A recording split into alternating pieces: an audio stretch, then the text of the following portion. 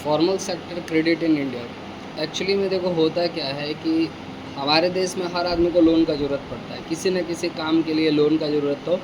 पड़ता ही है। अब लोन प्रोवाइड करने के लिए दो सेक्टर होते हैं, एक फॉर्मल सेक्टर और एक इनफॉर्मल सेक्टर। फॉर्मल सेक्टर में जितने भी bank, cooperative society, financial institution आते हैं, ये लोन प्रोवाइड करते हैं। इन सारे सेक्टर को हम लोग फॉर्मल सेक्टर बोलते हैं। फॉर्मल सेक्टर में क्या होता है ना कि लोन किनको देना है, कितना देना है, रेट ऑफ इंटरेस्ट कितना लेना है, इन सबको सुपरवाइज़ करने के लिए एक हेड बॉडी होती है, हेड ऑर्गेनाइजेशन होता है, जिसे हम लोग रिज़र्व बैंक ऑफ इंडिया के नाम से जानते हैं। रिज़र्व बैंक ऑफ इंडिया के अंदर जितने भी बैंक, फाइनेंशियल इंस्टीट्यूशन और कोऑपरेटिव बैंक्स आते हैं, ठीक है, रिज़र्व बैंक ऑफ इंडिया ये गाइडलाइन इशू करती है कि आपको लोन जो प्रोवाइड करना है सिर्फ ऐसे लोगों को नहीं प्रोवाइड करना है जिनके पास पहले से बहुत ज़्यादा पैसा, मतलब बिजनेसमैन हो गया, बिल्डर हो गया, प्रॉपर्टी डीलर हो गया, मतलब सारा का सारा लोन आपको प्रॉफिट कलेक्ट करने के लिए नहीं देना है। कुछ लोन नॉन प्रॉफिटेबल मोटिव से भी देने हैं, जैसे वीकर सेक्शन ऑफ सोसाइटी को लोन प्रोवाइड करना है। जैसे गरीब बच्चा है, उसको हायर एजुकेशन के लिए लोन चाहिए, कोई गरीब फैमिली है उसको मेडिकल कंडीशन के लिए लोन चाहिए, एक नॉर्मल आदमी है जिसको घर बनाने के लिए लोन चाहिए, तो ये सारे वीकर सेक्शन ऑफ सोसाइटी होते हैं। रिजर्व बैंक ऑफ इंडिया सारे बैंक्स या फिर कोऑपरेटिव सोसाइटी और फाइनेंशियल इंस्टीट्यूशन को ये स्ट्रिक्टली बताती है कि आपको लोन सिर्फ प्रॉफिटेबल सेक्टर को नहीं देना है, मतलब कंपनी को, बिजनेसमैन को, प्रॉपर्टी डीलर को ही नहीं देना है, बल्कि वीकर सेक्शन ऑफ सोसाइटी को भी लोन प्रोवाइड करना है। अब इसके लिए आरबीआई करते क्या है ना कि हर बैंक को ये बताती है कि आपको हर समय अपने बैंक में कुछ कैश मेंटेन करके रखना है, सारा का सारा मार्केट में नहीं छोड़ना है। और ये बताती है कि आपको अगर किसी इंडिविजुअल पर्सन को, सोसाइटी को या ऑर्गेनाइजेशन को अगर लोन देना है तो रेट ऑफ इंटरेस्ट क्या रहेगा, इससे ज़्यादा आप रेट ऑफ इंटरेस्ट नहीं ले सकते हैं, ठीक है। इसके वजह से सबसे बड़ा फ़ायदा ये होता है कि जो भी फॉर्मल सेक्टर होता है लोन प्रोवाइड करते समय किसी तरीके का मनमानी नहीं कर सकता। लोन का टर्म्स कंडीशन पहले से डिसाइड रहता है, जिसके तहत लोन लेने वाले पे किसी भी तरीके का फ्रॉड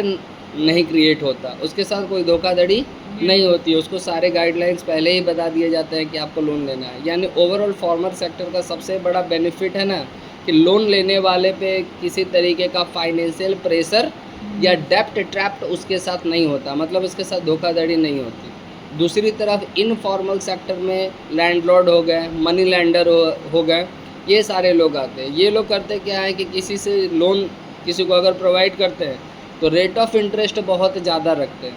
मतलब अपने मनमानी करते हैं, और उनको मनमानी को रोकने के लिए कोई हेड ऑर्गेनाइजेशन फॉर्मल सेक्टर की तरह नहीं होता है, जिसके वजह से अगर कोई आदमी अगर किसी इनफॉर्मल सेक्टर जैसे मनी लेंडर वगैरह से अगर लोन ले रहा है तो सामने वाला रेट ऑफ इंटरेस्ट बहुत ज़्यादा रख देगा। सिक्योरिटी प्लेस हम लोग जिसको बोलते हैं, सिक्योरिटी के रूप में कुछ ऐसा प्रॉपर्टी रख लेगा जिसके वजह से सामने वाले का पूरा लाइफ ट्रैप में फंस जाएगा। अब रेट ऑफ इंटरेस्ट ज़्यादा होने की वजह से अगर सामने वाले के पास पैसा नहीं हुआ तो एक तो उसके ऊपर फाइनेंशियल बर्डन बढ़ता जाएगा, उसका जो प्रॉपर्टी गिरवी में रखा वो भी प्रॉपर्टी फंस जाएगा। और इसमें कई बार होता है कि मनी लेंडर सामने वाले की मजबूरी का फ़ायदा उठाकर इतना ज़्यादा रेट ऑफ इंटरेस्ट चार्ज करते हैं कि सामने वाले के पास उतना इनकम ही नहीं है कि वो रेट ऑफ इंटरेस्ट पे कर पाएगा। जब उसके पास इनकम ही कम है तो बेसिक अमाउंट तो छोड़ो, इंटरेस्ट ही पे नहीं कर पाएगा, और फाइनली करते करते वो डेप्ट ट्रैप मतलब जाल में फंस जाएगा, उसका प्रॉपर्टी भी चला जाएगा, उसके ऊपर कर्ज भी आएगा, और फिर उसका सपोर्ट करने के लिए कोई ऑप्शन नहीं बचेगा। इसलिए हमारी कंट्री में गवर्नमेंट ऑफ इंडिया आरबीआई को सेटअप करके रखी है, और जिसके तहत ये कहा जाता है कि किसी को भी अगर लोन चाहिए तो आप फॉर्मल सेक्टर से लोन लीजिए। इसका सबसे बड़ा फ़ायदा होगा कि आपके साथ किसी तरीके की धोखाधड़ी नहीं होगी, रेट ऑफ इंटरेस्ट मिनिमम होगा, ठीक है। उसके बाद आपके कंडीशन को देखा जाएगा, आपके कंडीशन को देखते हुए आपसे रेट ऑफ इंटरेस्ट डिसाइड किया जाएगा। इसमें क्या होता है कि लोन का पेमेंट करने का टाइम को चेंज किया जा सकता है, 5 साल, 7 साल, 8 साल, 10 साल का लोन टेन्योर रहता है, जिसके वजह से सामने वाले पे लोन का पेमेंट करने के लिए प्रेशर कम पड़ता है, वो अपना एवरेज इनकम से भी अपने लोन का पेमेंट आसानी से कर सकता है। इसलिए फॉर्मल सेक्टर क्रेडिट हमारे इंडिया में सबसे ज़्यादा सूटेबल माना जाता है, हर कंट्री के पास होती है, लेकिन बात हम अपने कंट्री के कर रहे हैं। तो इसमें हम लोगों को ये ध्यान रखना है कि हमेशा हम लोगों को फॉर्मल सेक्टर से ही लोन प्रीफर करना चाहिए, ना कि इनफॉर्मल सेक्टर से लोन प्रेफर करना चाहिए।